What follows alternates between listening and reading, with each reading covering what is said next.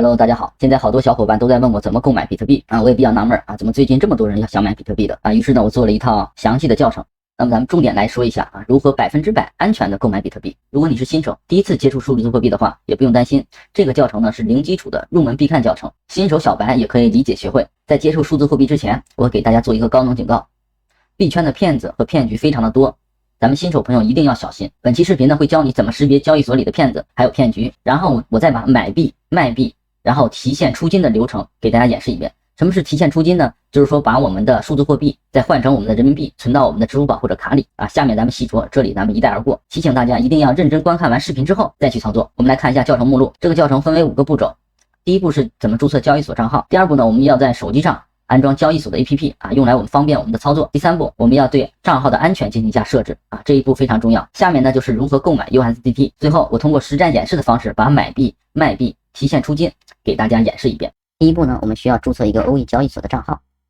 为什么选择欧易交易所呢？我们来看一下这个表格，3大交易所分别是欧易、币安和火币。目前呢，只有欧易交易所才支持大陆用户注册，币安和火币已经不支持了。另外呢，手续费也比较低啊，大家可以通过这个表格很清楚的看到每个交易所的对比情况，我就不进行过多的讲解。下面咱们开始注册。注册方法呢也十分简单，我会把注册链接放到视频下方，直接复制粘贴就可以了。这里呢，重点要给大家说一下，为什么要用下面这个链接？因为使用这个链接注册的话，你会终身减免20%的手续费啊，是非常划算的。打开链接后，直接到达注册页面，我们填写手机号或者是邮箱都可以进行注册。填写上之后，然后点击领取盲盒，它会给我们发送一个验证码，填写上去就可以注册成功了，非常的简单。现在呢，官方有一个活动，注册完成它会奖励一个盲盒。当然了，它这个说的肯定比较多啊，一般情况只能开出来几十块钱吧啊，具体的话要看运气啊，你可能运气好，说不定你能开出这么多，对吧？第二步呢，我们需要在手机上安装欧易 APP。安卓手机的话，安装起来还是比较方便的，直接从官网扫码下载就行。我们来看一下，在官网的右上角，这里有一个向下的箭头，大家可以看到我箭头指的这个方向。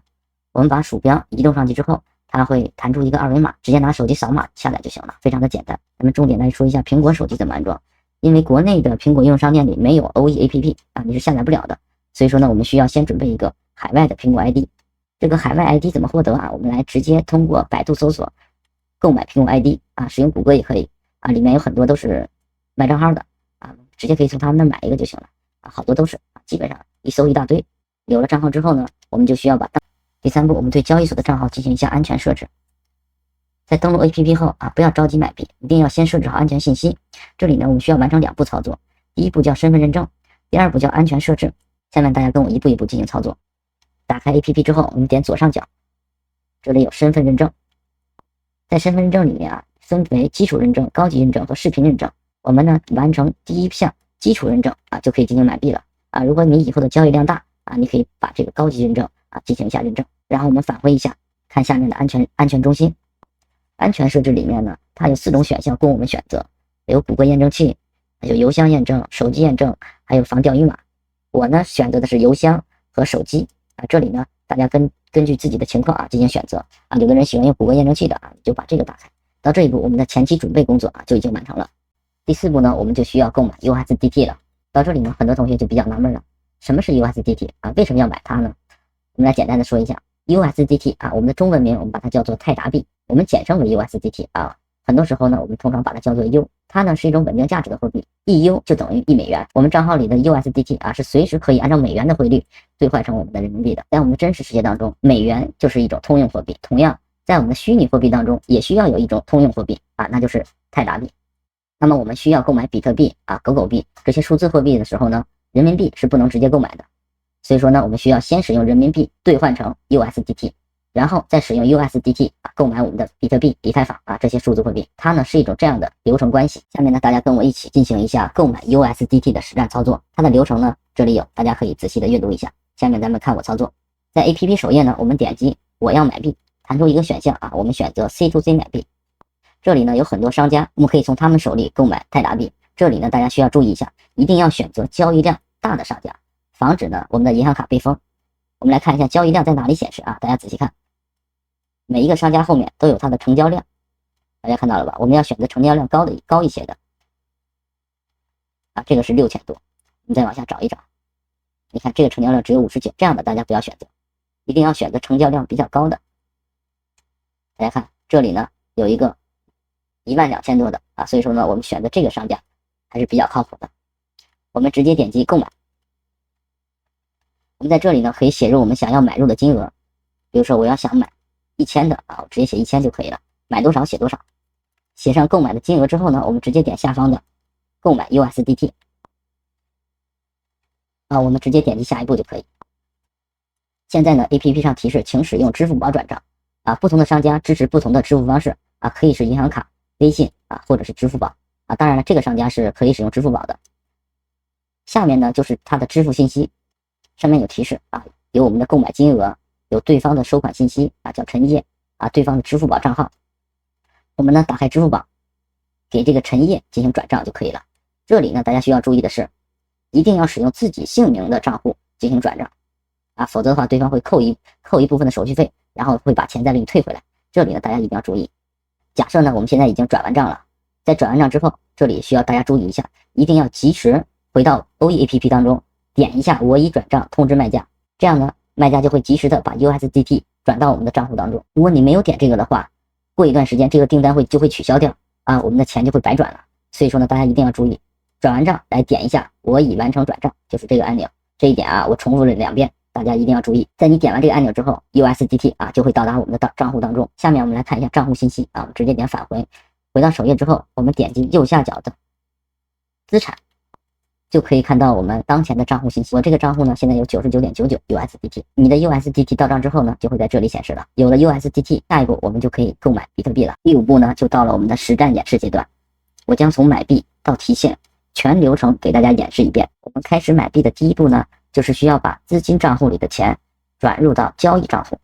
有的同学就比较纳闷了，都是我的钱，为什么有一个是资金账户，有一个是交易账户呢？这里呢我简单给大家解释一下。顾名思义，资金账户就是我们的钱在这里存放着，那么交易账户很好理解啊，就是我们拿出多少钱进行交易。比如说我们的账户中有1万 U， 但是呢我们不是全部都拿来进行交易，我们可以拿出1000 U 进行交易，剩下的还在我们的资金账户里存放着。下面咱们来看一下如何操作。在 APP 当中，我们直接点资产，这里有一个资金划转啊，我们可以将资金账户的钱转到交易账户，同样也可以将交易账户里的钱转到资金账户。下面呢我们写入金额，转多少就在这里写多少啊，我们可以直接点最大，点击确定就可以了。我们返回看一下，现在资金账户里的钱就是0，交易账户就是 99.99。 下面呢咱们就可以进行购买数字货币了。我们点击中间的交易按钮，第一次操作的朋友看到这个界面会比较发懵啊，有好多按钮和数字啊。下面咱们简单的来说一下，在最上方这里是选择币种，什么意思呢？比如说我想买比特币，那么我们就选择第一个比特币，然后选择现货交易，也就是第一个。如果你想买以太坊的话，我们就在这里选择以太坊就可以啊，以太坊的缩写是 ETH 啊，我们就可以选择这个，同样也是选择最上面的现货交易。我们继续往下看，这里呢一个买入一个卖出啊，买入我们就点左边的啊，卖出我们就点右边的，很好理解。再往下看，这里呢是让我们选择委托方式，它呢有好多种委托方式，最常用的是限价委托和市价委托。这里呢我简单给大家说一下，市价委托就是以当前的价格立即成交，比如当前的价格是多少，我们看一下是1873，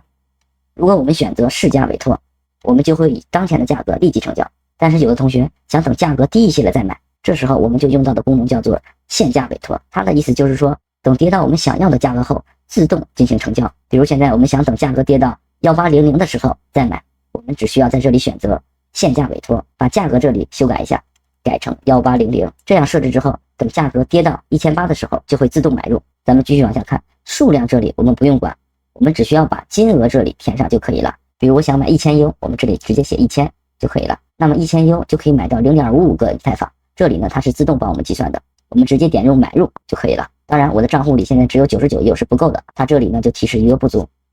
好了，买入操作呢我就说到这里，是不是非常简单？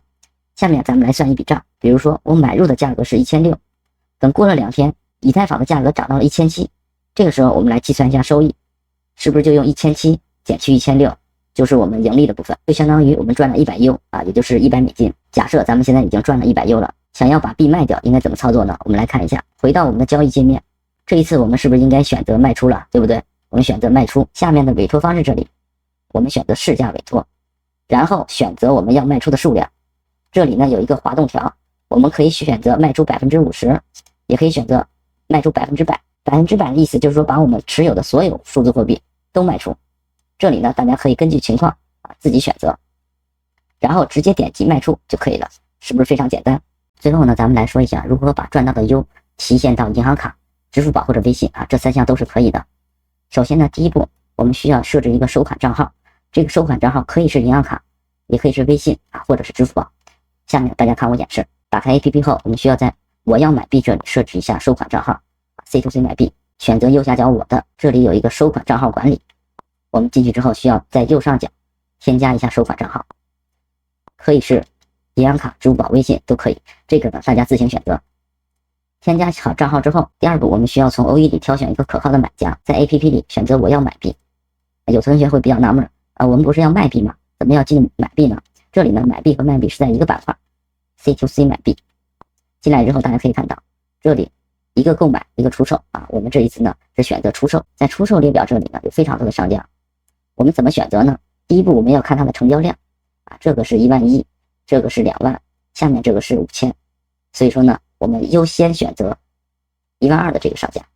这是第一步。第二步呢我们要看商家的注册日期，这个商家呢他是22年11月成为商家，我们换一个看法。这个呢大家看，他是2023年4月份刚刚成为商家的，所以说呢我们要选择一些比较老的商家，也就是说注册日期比较久的，像刚才这个就不错，浩宇商行12000的这个就不错，注册时间也够久，然后呢成交量也非常高，像这样的商家就是比较靠谱的。下一步我们直接点击出售，在这里写上出售的数量，然后点击出售就可以了。我们来试一下，我写一个2U，然后点击出售，然后出现一个确认窗口，我们直接点卖出。这个时候买家那里就会收到订单信息，我们呢只需等着他给我们转账就可以了。一般情况呢只需要2分钟，等他给我们转账之后，我们的界面就会变成这个样子，买家已付款。这个时候大家一定要注意，千万不要点击我已收到付款。这时候你需要干什么呢？你需要登录到你的支付宝或者银行卡里，查看一下是否到账，等确认无误之后，再到 APP 当中点击我已收到付款。点击这个按钮之后，你的 USDT 就会转到对方的账户当中，就完成了。我再给大家强调一下，在卖币的时候一定要亲自登录银行卡或者支付宝，查看是否到账，到账之后再来点击这个按钮我已收到付款。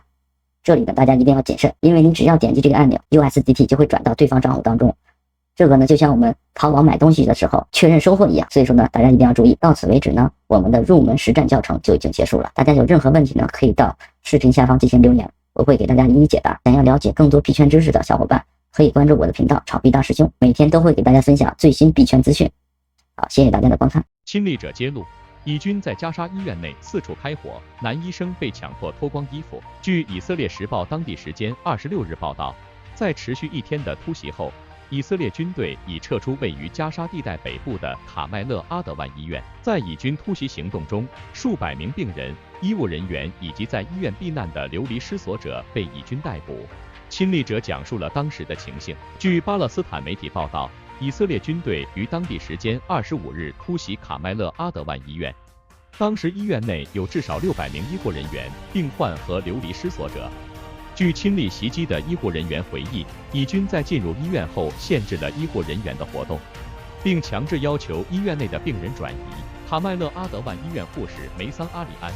当时我们看到以军士兵站在医院大门口，他们是在我们不知不觉间出现在那里的。以军去了手术部门，并且不准我们进去，他们把我们困在前台，我们把病人也转移到了前台，然后他们去找院长胡萨姆医生，说他们要把能走路的病人转移走。一些病人身上还插着尿管和输液管，有些人受了内伤，走不了很长的距离，但以军坚持让他们步行走出去。医护人员表示，以军在医院内四处开火，破坏了发电机和氧气站等设施，导致2名重症监护室内的儿童死亡，另有3名护士在此次袭击中受伤。此外，以军还逮捕了全院70名医护人员中的至少44名，最终只有院长等14人被放回。卡麦勒阿德万医院护士梅桑阿里安第二天早上，我们被以军四面包围，到处都是爆炸声。他们疏散了所有在这里避难的人，所有人都离开了。他们把男女医护分开，排了2个队。他们以非常羞辱的方式对待我们的男性医护人员，将他们脱光衣服，一丝不挂。卡麦勒阿德万医院是加沙北部少数仍在运营的医院。该医院表示，自本轮巴以冲突爆发以来，该医院一直面临物资短缺的问题。而本月初，以色列在加沙北部发动军事行动，更是加剧了该情况。以色列国防军25日称，以军近期在该医院及周边地区的军事行动中打死数百名巴武装人员，并逮捕数百人。自闭症与英国文化战争。大选中失利之后，英国保守党的党魁角逐最近进入了最后阶段。保守党下一任领袖将在前商业及贸易大臣巴德诺奇 Kenny Badenoch 和前入境事务国务大臣詹里克 Robert Jenrick 之间决出，最终结果将在11月2日公布。在近期举办的保守党党内会议上，巴德诺奇发布了一篇长达40页，题为《危机中的保守主义：官僚阶级的崛起 Conservatism and Crisis: Reset the Bureaucratic Class》的文章。这份竞选宣传册中关于自闭症的错误观点引发了相关群体的强烈不满。当地时间2024年10月2日，英国伯明翰讲演后的保守党党首候选人海米巴德诺奇，作为一个自闭症孩子的父亲，卫报专栏作家约翰哈里斯 John Harris 以什么样的人会把自闭症儿童拖入文化战争，就是巴德诺奇这种人为题发表了评论。今年4月，英国独立媒体 Unheard 曾发布一场关于自闭症和多动症的新文化战争正在酝酿之中一文。文章指出，1948年英国国家医疗卫生服务体系 NHS 成立之初，时任卫生部长贝文 Aaron Bevan 乐观地认为，随着人们健康状况的改善和技术的进步，医疗开支会逐渐下降。然而事情的发展并不如其所愿，公共卫生的改善和医疗技术的革新带来了越来越长的寿命，人们对卫生服务的需求也越来越复杂。近年来，自闭症、多动症及相关疾病的诊断率大幅上升。根据 NHS 的最新数据，英格兰等待自闭症评估的患者人数达到了自2019年4月有此项记录以来的最高水平，超过172040人在等待名单上，而2019年12月时仅有32220人。关于诊断人数增长的原因有很多争议，许多自闭症或多动症患者表示大流行时期的封锁加剧了他们的症状。同时，其他人则获得了很多的时间在网络上进行研究和自我诊断。名人当中也掀起了一股成人诊断热潮。纳菲尔德信托基金会 Nuffield Trust 的一份新报告发现，为10到14岁人群开具的治疗多动症的药物增加了28%，但为30到34岁人群开具的此类处方却大幅增加了146%。对于症状较轻、社会功能健全的成年人而言，得到诊断能够帮助他们更好地理解自己的人生。但对于重度的儿童患者，得到诊断从而获得医疗和社会支持要重要得多。成人诊断的大幅增加造成了疾病患者之间的分裂，同时使得这一问题日益政治化。哈里斯在上文提到的专栏文章中指出，在过去1年半里，一系列关于心理学的观点在右翼中受到了越来越多的关注。这些右派政客们认为，围绕神经多样性和精神疾病这2类截然不同的问题，开辟出了一个反抗身份政治、保姆国家和所谓西方文明衰落的新战线，传达出的基本信息与英国脱欧后的保守主义怀旧基调相吻合。一些人认为是时候重新振作，保持冷静了。巴德诺奇为之背书的宣传册则对所谓官僚阶级的暴政进行反复论证，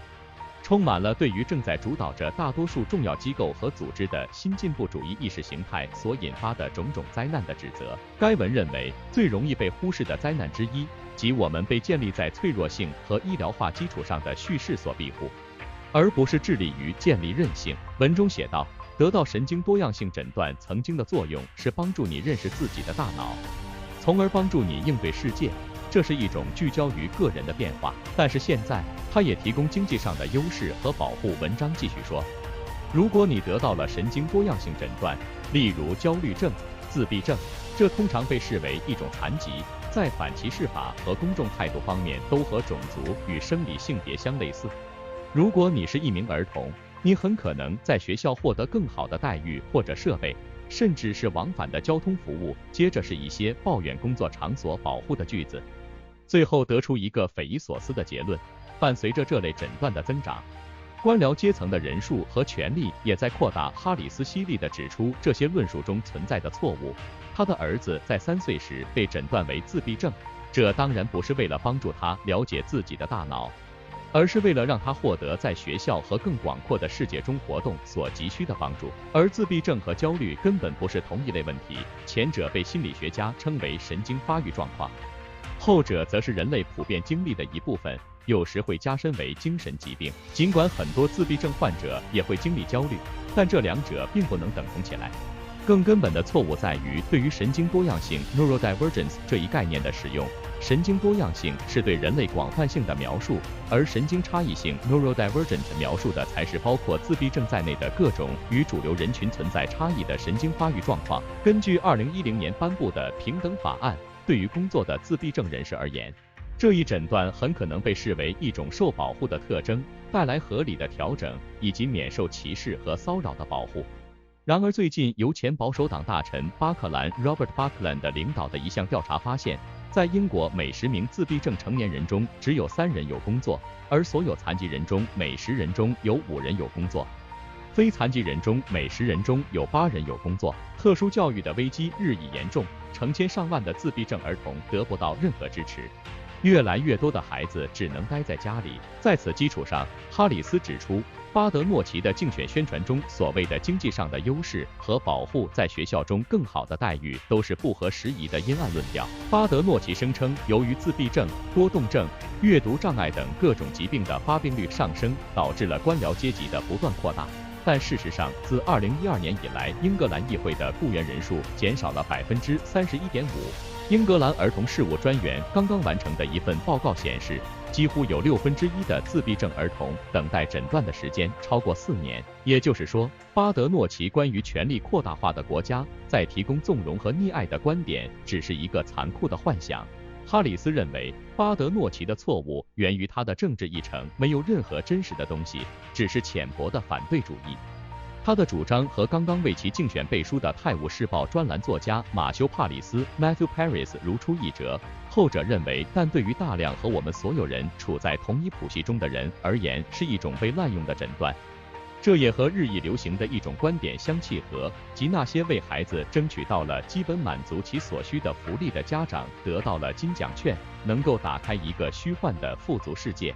哈里斯还注意到，除了巴德诺奇，还有其他保守党高层和一些保守党议员为危机中的保守主义这一文本背书，这不由得让人担心其中的错误观点很可能会影响他们对相关工作的态度。哈里斯的评论文章发布后不久，《卫报》还刊登了3封读者来信，作为对该文的回应和补充。第一封信的作者比斯顿 Aaron Beeston 博士是2个没有得到正式诊断的自闭症男孩的家长。他的大儿子已经在候诊名单上等了2年，小儿子的转诊则还远在天边。他对于巴德诺奇为关于神经多元性造成的行政负担的错误观点背书感到非常愤怒。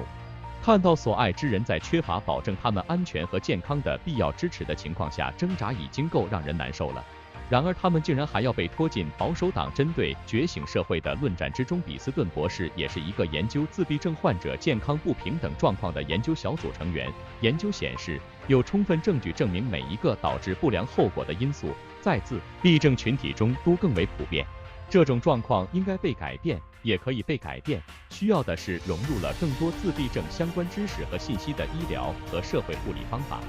第2封信的作者是2个已经得到确诊的自闭症男孩的家长，其8岁的大儿子在一般课堂里各科成绩都名列前茅，除了一个能让他比同龄人活动范围更大的椅垫之外，他没有获得任何额外的资助或便利条件。他无疑会在学业上取得成就，但在进入职场后，他需要未来的雇主能够理解。他的聪明才智伴随着直率和紧张感，这些特点会影响他在职业阶梯上攀升。对此的理解只会消除劣势，而不会提供优势，也与他的韧性无关。这个家庭5岁的小儿子没有语言，需要比哥哥多得多的支持。他刚刚进入一所特殊学校，没有得到交通服务。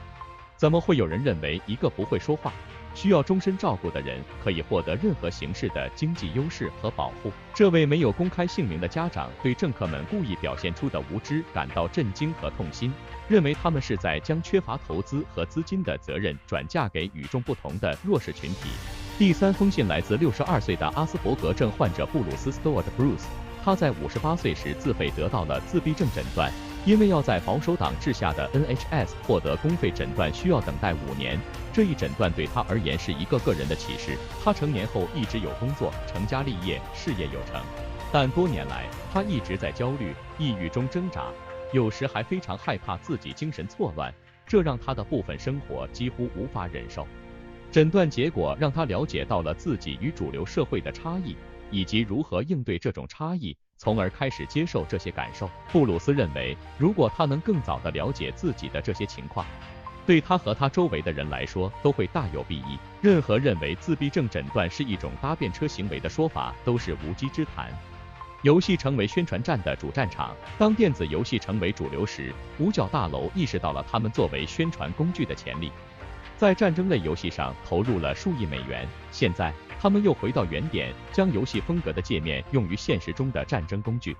近日，雅各宾刊发了 Mary Jane Dade 的上述观点和对电子游戏史的梳理，后者是一切皆为游戏：电子游戏如何改变世界的作者。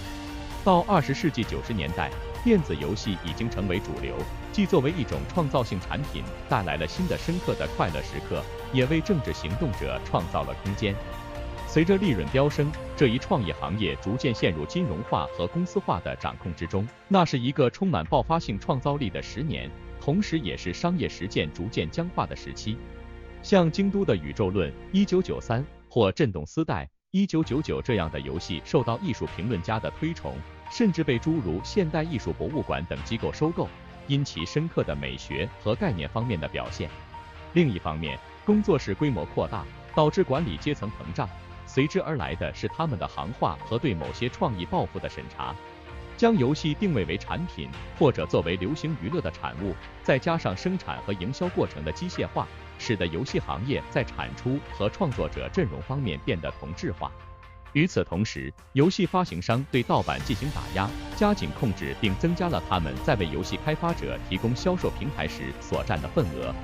许多小型游戏开发者被抛到了边缘，无法跟上步伐。任何关于艺术游戏开发行会或合作社的大规模运动，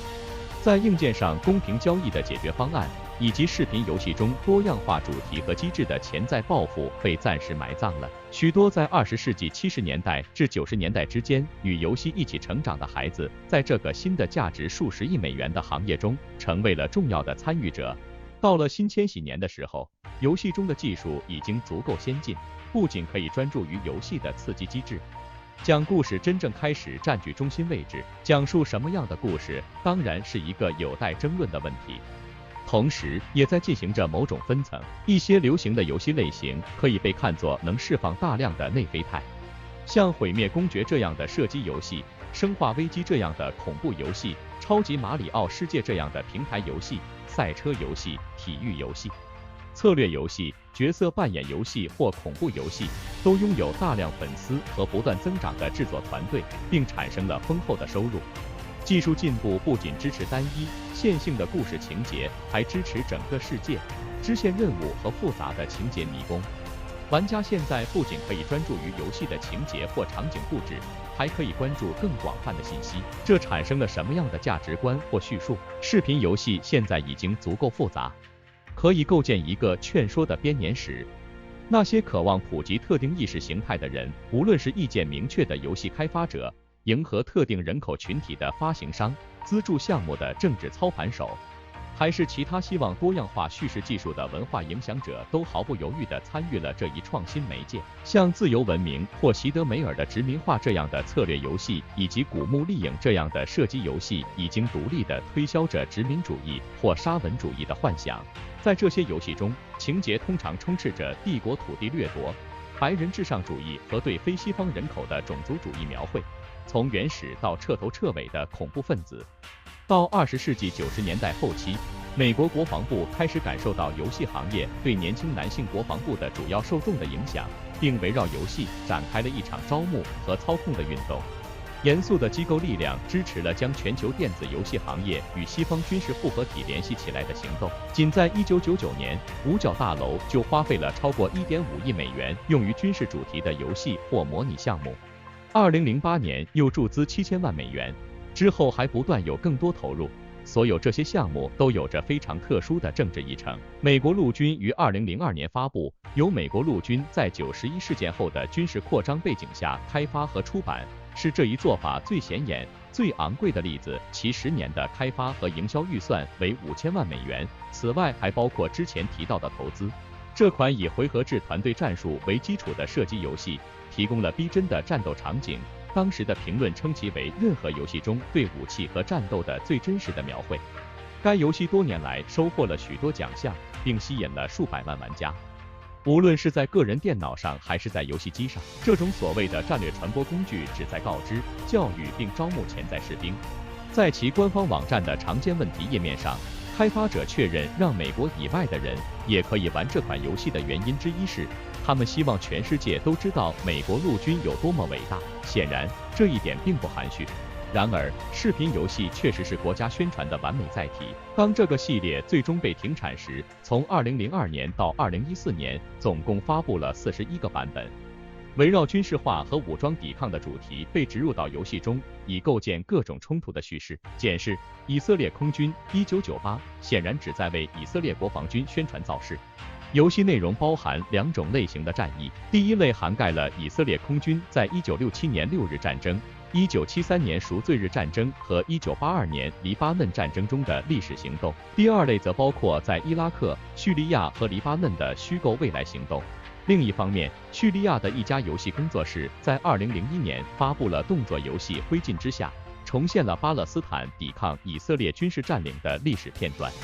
这种关注度以及军事题材游戏在2000年代初期似乎广受欢迎的情况，激励了整整一代新殖民主义视频游戏的发展。这些游戏强调了西方的军事议程和价值观，作为主要的道德目标，沙漠风暴、冲突荣誉勋章以及现已臭名昭著的使命召唤系列的开发者们，在那个时候相对容易获得资金支持。殖民叙事可以通过故事情节和所展示的角色传递，有时更为显著的是通过那些被省略的角色传递。偏见可以通过简单的选择传递，例如为不同场景选择的色彩。非洲和中东地区为黄色，意味着尘土飞扬、历史悠久；西方则是蓝色，意味着现代文明。其他选择还包括玩家在背景中听到的语言以及所使用的语气。如今，现代军事机构利用设计的像视频游戏的体验来训练士兵。更令人不安的是，他们在真实的远程轰炸行动中使用了美观的用户界面，这与视频游戏类似。维基解密在2007年发布了一段名为《布袋谋杀》的视频，展示了美军士兵参与直升机袭击，导致2名路透社员工和多名平民死亡。视频的界面明显具有视频游戏的风格。如今无人机的用户界面实际上是为了模仿视频游戏而设计的。电子竞技赛事和游戏会议如今经常得到当地国家军事机构的资助，这是一种双赢的策略。游戏公司代表政府组织并提升了自己的公众形象，与国家保持紧密关系的形象还让工作室获得了丰厚的税收减免。而军方则将繁重的训练模拟器建设外包出去，并吸引了新的征兵对象。对于这种安排以及军方和游戏公司之间紧密关系的批评，往往很少有人听到。虽然这些迷彩色合作可能有利于全球游戏产业的一方，但那些更具进步意识的工作室，在这些轰轰烈烈的侵略展示中往往被淹没。随着军工行业的介入，宣传和盈利的行为变得更加大胆，包括科尔特、巴雷特火器、卡拉什尼科夫集团、Zenitco、雷明顿火器、丹尼尔防务、Troy Industries、Insight Technologies、Aimpoint 和 EOTech 在内的武器公司都与多家游戏公司签订了枪支许可协议，使其武器出现在视频游戏中。这些协议的具体细节或资金往来则未公开。根据 Peter Ray Ellison 在 Daily Beast 上的文章，乌克兰数字化转型部长 Oleksandr Bornyakov 在2023年2月请求索尼、微软和 Valve 禁止在乌克兰销售游戏《原子之心》。Bornyakov 说了关于该游戏的多项担忧，包括有害性、用户数据可能被收集并转移给俄罗斯的第三方，以及通过购买该游戏筹集的资金可能被用于对乌克兰的战争。在开放的多人游戏中，影响或散布虚假信息的可能性更加突出，例如 Minecraft 和 Roblox 这类鼓励玩家互动和玩家生成内容的游戏。这些是虚拟沙盒游戏，游戏本身是一个平台，玩家能够在其中创造自己的内容。虽然这些内容大多数是无害的，但也曾出现过俄罗斯宣传的例子，例如一位俄罗斯官员曾在 Minecraft 中举办了一场庆祝俄罗斯日的线上音乐会。根据 Alona Ryshko 在 Ukraine World 网站上的文章，一群俄罗斯青少年在 Minecraft 中开始了一个项目，重现俄军在乌克兰战争期间的真实军事行动。Nikita 也被称为是这个虚拟世界的创作者之一。他表示他的动机源于爱国主义和接触到的新闻和社交媒体上关于顿巴斯事件的内容。重现真实战斗的过程包括计划、地图开发，甚至为关键角色挑选演员。例如，开发者们仔细重现了乌克兰东部城市巴赫穆特周围的战斗，借鉴了真实的目击报告和他们自己的想象。根据 Nikita 的说法，一段视频的制作过程包括地图设计和演员招募，可能需要1个月或更长的时间。这显示了该项目所投入的专注和细致。除了重现场景，这些青少年还计划将他们的平台用于其他目的。他们的 Minecraft 作品不仅出现在他们的社交媒体账户上，还被用来展示对俄军行动的支持。俄军被描绘为解放了马里乌波尔。Nikita 表示，他有兴趣组织俄军士兵的在线筹款活动，并可能制作一部基于他们在 Minecraft 中重现战斗的电影《Best in Hell》游戏画面。2024年4月15日，来自弗拉迪沃斯托克的 No Name 公司发布了一个名为《Best in Hell》的电子游戏预告片。Best in Hell 是一款以真实军事行动为背景的故事驱动型战术合作第一人称射击游戏，背景为俄罗斯在乌克兰的特别军事行动。据开发者称，在制作游戏时，我们依赖于战士们的真实故事，注重戏剧性。我们使用了在1年内收集的战斗人员的真实故事。根据 Mary Jam Did， 如今除了与战争相关，游戏化已被广泛采用，几乎无缝地融入了我们在各种数字场景中的互动，如组织生产力、自助应用、知识保留、员工招聘和评估、体能训练、交通规则学习等。自然，最大的游戏化采用者是营销公司。2013年调查的福布斯全球2000强公司中，70%表示计划将游戏化用于营销和客户保留目的。另一方面，许多电子游戏现在提供了一种劳动视角，完成任务、积累积分、解决问题，并通过反复劳作达到下一个高分。从模拟农场热潮 Farmville 到现代小众经典欧洲卡车模拟，游戏公司现在毫不掩饰地邀请玩家整天劳作，而玩家群体也接受了这种辛勤劳作。2022年11月发布的靠左一些些获得了广泛好评，玩家在游戏中整理货架或清理物品等，被评为年度温馨游戏。极为成功的社交模拟系列《动物之森》于2001年首次推出，玩家称赞它为他们提供了一种安全感，无论这种安全感多么不现实。许多玩家表示，完成任务让他们有一种成就感、稳定感和安全感，任务简直让他们无法抗拒。对玩家而言，这款游戏体现了资本主义向他们许下的承诺，他们的劳动将获得回报。或许人们会认为这些玩家是资本主义的主体，做着为他人谋利的劳动练习。然而，《星露谷物语2016》的粉丝可能会争辩道，在一个充满不确定性和失控感的世界中，游戏中行动的可预测、重复的结果有着令人安心的效果。对此又怎样反驳呢？